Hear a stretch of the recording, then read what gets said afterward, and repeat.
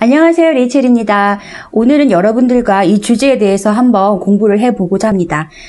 오늘 배우는 내용은 재미도 있겠지만 정말 중요한 내용입니다. 여러분들이 영어를 자연스럽게 잘 구사하고자 하면 이것을 절대 빼놓을 수가 없는데요.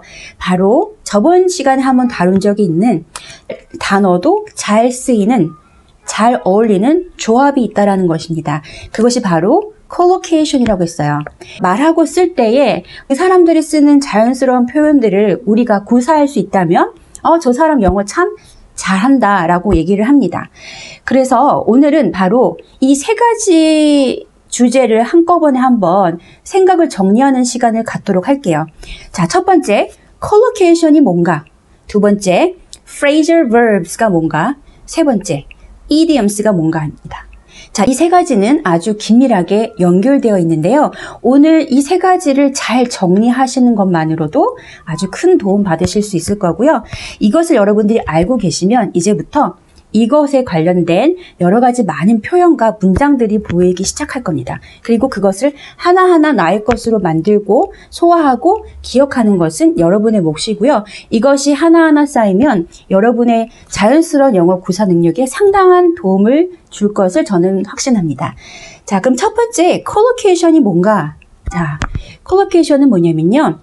단어와 단어 간의 아주 자연스러운 조합입니다.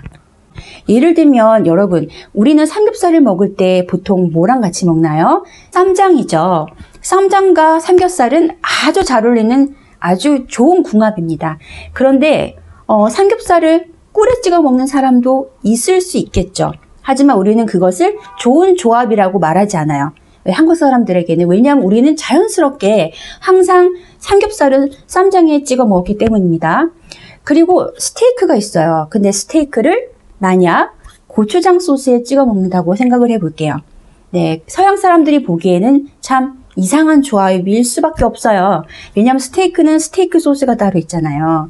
이렇게 사람들이 그냥 자연스럽게 받아들여서 그냥 그것이 내려오고 있는 자연스러운 단어만의 조합이 있는데요. 이 조합을 잘 쓰는 사람이 바로 영어를 잘 구사하는 사람이겠죠. 그래서 collocation을 잘 쓰는 사람이 아주 영어를 잘 구사하는 사람이고, 이 개념은 굉장히 중요하다는 걸 다시 한번 말씀드립니다.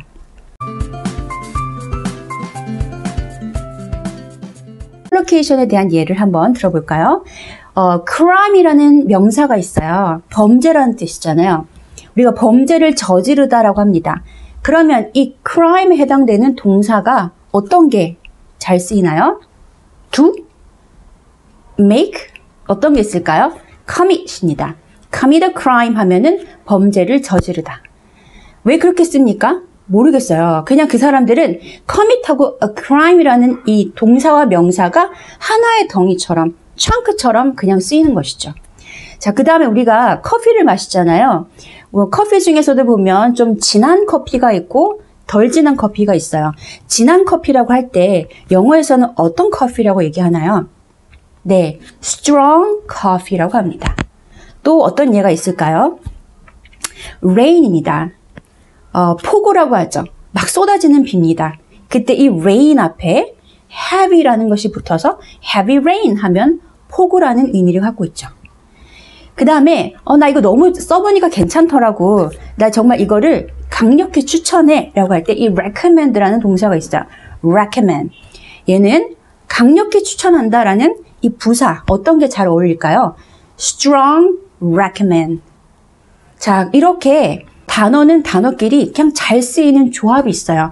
이런 것이 collocation입니다. 자, 그렇다면 collocation하고 phrasal verbs는 서로 뗄래야 뗄 수 없는 관계를 갖고 있어요. 그리고 이 phrasal verbs도 너무나 중요한 개념인데요. 영어를 잘하는 사람일수록 이 phrasal verbs를 굉장히 많이 알고 아주 자연스럽게 잘 구사를 합니다. 자, 예를 들어 볼게요. 이번에 윤여정 선생님이 그 미나리 오스카 여우 조연상 시상식에서 그 상을 받고 나서 소감을 말씀을 하시잖아요. 그때 했던 문장이 있는데요. Here by myself. Yes, I cannot believe I'm here. Well, just okay. Let me pull myself together. Okay. Let me pull myself together. pull myself together. pull이라는 동사와 together이라는 부사가 만났습니다. 이런 것을 phrasal verbs라고 합니다. 정신을 차리다라는 뜻이에요. phrasal verbs의 정의는 뭐냐면은 verbs that consist of a verb and a particle. 이 particle은 뭐냐면요. a preposition or adverb. 즉 동사와 그리고 관사가 만난 덩어리가 바로 동사구인데요. 이 관사는 뭐냐면요. 쉽게 얘기하면 전치사 또는 부사에 해당이 됩니다. 이 phrasal verb에 대한 예를 한번 들어볼까요? 제가 요새 정말 많이 보는 애니메이션이 있는데요. 바로 페파피그입니다. 저희 둘째가 이 페파피그를 굉장히 좋아해서 제가 하루에 조금씩 보여주고 있는데요. 여기에 나왔던 표현인데요. Hello, Mr. Bull. Hello, Dr. Hamster. Sorry about the noise. We're building a new road. Will you take long? No, not long.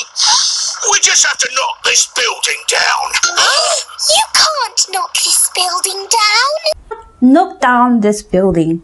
이 건물 부시면 안 돼요 라는 얘기가 나와요. knock down. 이 knock이란 동사와 down의 관사가 만나서 knock down. 건물을 부셔뜨리다 라는 의미를 갖고 있어요.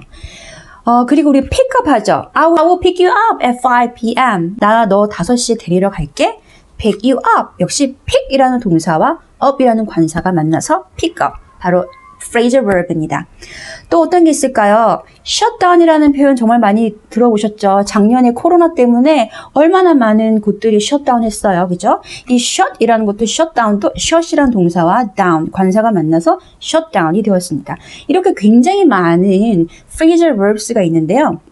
이 phrasal verbs 같은 경우도 보면 동사와 관사 하나가 맞는 경우도 있지만 또 동사, 관사가 맞는 경우가 있어요. 예를 들면 look forward to 이런 표현이 있잖아요. 나 정말 그거를 정말 기대할게. 이 phrasal verb를 배울 때 중요한 건 뭐냐면요. 어떤 동사와 어떤 관사가 만나서 어떤 의미를 이루느냐. 그러니까 그 자체의 의미를 갖는 것도 되게 중요한데요. 더 중요한 거는 이 phrasal verb가 뒤에 어떠한 명사와 만나서 같이 하나의 chunks처럼 쓰이느냐. 그거를 아는 것이 되게 중요해요. 아까 제가 말씀드렸던 knock down 같은 경우는요. 어떤 건물 같은 거를 이제 부서뜨리는 거죠. 그래서 knock down the building, knock down the old hotel, 그다음 knock down the old 뭐 있을까요? 시네마 이런 식으로 예전에 그 시네마 천국에서 보면 오래된 영화관을 부셔뜨리잖아요. 그런 게 knock down이에요. 그래서 knock down이라는 이 동사구에는 이런 건물이 잘 붙는구나. 자, 그러면 knock down the building이 하나 뭐가 될까요? 바로 그렇죠. collocation이 되는 겁니다. 자, 그 다음에 또 어떤 표현들이 있을 수 있을까요? 아까 pick you up 했어요. 누군가를 데리러 가는 겁니다. 자, 그러면 pick up 뒤에는 사람이 올 수 있다는 거죠. 이것이 하나의 또 collocation이 될 수 있겠죠. look forward to, 그죠? 정말 기다리고 그래서 좋은 마음으로 기대하고 있겠다. look forward to입니다. look forward to his death 이런 말 쓰나요? 네, 이런 부정적인 단어는 쓰이지 않아요. look forward to next holiday, look forward to next class 뭐 이런 식으로 쓸 수 있다는 거죠. 어떤 긍정적인 표현을 말할 때 쓴다는 겁니다. 자, 그래서요, 이 phrasal verb는 collocation과 아주 밀접한 관계가 있습니다. 즉, 이 phrasal verb는 뒤에 잘 쓰이는 어떤 덩이가 있겠죠. 그리고 이 두 가지가 하나의 chunk처럼 쓰이는 collocation이 됩니다. 그래서 이 동사구를 공부하실 때는 반드시 뒤에 어떤 단어가 따라붙어서 하나의 의미를 이루면서 잘 쓰이는지 그것을 전체적인 눈으로 보시고 그 표현을 한꺼번에 하나의 것으로 받아들이고 공부하고 사용하시고 접하고 외우시는 것이 되게 중요합니다. 그래서 이 phrasal verb하고 collocation은 아주 뗄 수 없는 아주 그런 관계를 갖고 있어요.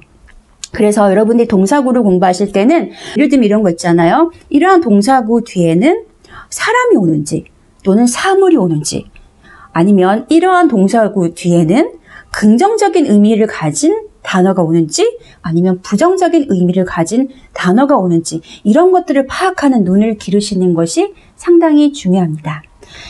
자, 마지막으로 idioms는 뭘까요? 자, idioms는 collocation 범위에 들어갑니다. 왜냐하면 단어의 조합을 갖고 있거든요. 그런데 이 단어의 조합이 고정되어 있습니다. 바로 fixed combination of the words입니다. 딱 고정이 되어 있어서 내가 그 표현에 다른 단어를 써서 만들 수가 없어요.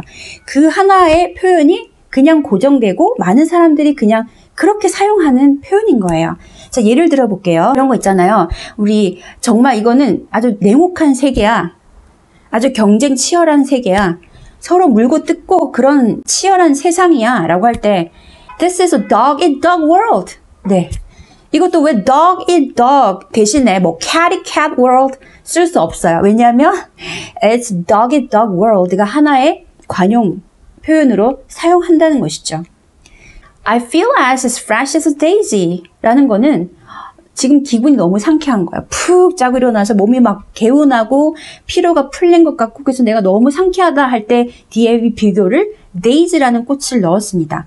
그래서 정리를 하자면 idioms도 하나의 collocation인데 이 collocation은 딱 고정되어 있는 fixed collocation이고요. 그리고 또 하나 이 idioms 같은 경우는요. 그냥 단어 하나를 떼고 본다면 그 의미가 정확하게 뭔지 좀 추측하기가 좀 힘들다는 것도 하나의 특징입니다. 자, 예를 들어 볼게요. Get off on the wrong fit이라는 표현이 있어요. Get off on the wrong fit. Get off on 무슨 표현일까요? 시작을 안 좋게 시작하다의 의미를 갖고 있어요. Get off the wrong fit. 자, 그래서 이 관용구의 표현들은 따로 공부를 하는 수밖에 없습니다. 그래서 문장을 많이 접하시고 또 거기 관련된 책도 참고하셔가지고 여러분들이 좀 감을 쌓는 것이 중요할 것 같아요. 그래서 자, 정리를 하겠습니다. 영어를 자연스럽게 잘 구사한다고 할 때는 세 가지를 빠뜨릴 수가 없는데 하나는 collocation, 그리고 phrasal verb, 그리고 idioms입니다. collocation은 단어와 단어의 조합이라고 했어요. 이 단어는 이 단어하고 굉장히 잘 어울리는 그런 자연스러운 조합이 있고요. 우리가 phrasal verb는 동사구라고 했죠. 그래서 이 동사구를 공부할 때는 반드시 뒤에 어떠한 대상이 와서 잘 붙는지 바로 collocation의 관점으로 공부를 청크처럼 하나의 덩어리처럼 공부하고 받아들이는 것이 중요하다라고 했고요. 그리고 이 collocation 중에서도 관용적으로 쓰이는 그냥 그 표현이 딱 고정되어 버린 그 표현들 바로 그것이 idiom이라고 했습니다. 자, 그래서 이 세 가지를 여러분들이 잘 공부하고 숙지하고 그럼 일상생활에서 많이 써보려고 노력하는 것이 되게 중요하다라는 말씀을 드리고 싶어요. 그리고 다음에는 제가 이 세 가지 주제를 여러분들이 집에서 공부할 수 있는 방법 중 하나가 바로 좋은 교재를 만나는 것일 거예요. 제가 3권의 책을 소개해 드리려고 합니다.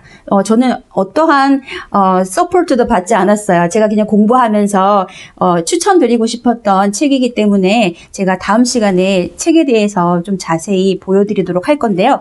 하나는 English phrasal verbs in use가 있고요. 하나는 English collocations in use. 그리고 마지막 English idioms in use가 있습니다.